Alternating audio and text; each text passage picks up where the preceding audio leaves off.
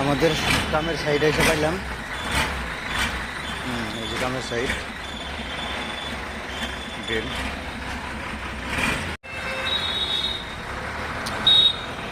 এই যে এখানে কমপ্লিট হয়ে গেছে গা। আর এই যে পানির অবস্থা দেখেন, আমি দেখেন ঠান্ডার হাতে হাতে যেটা পানি আহে একদম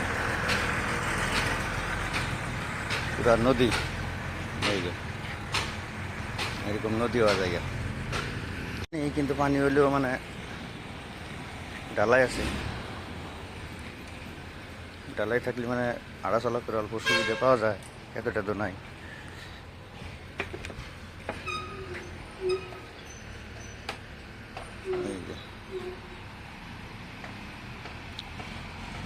এই সাইডে অল্প ঠেসা মারা কম আছে,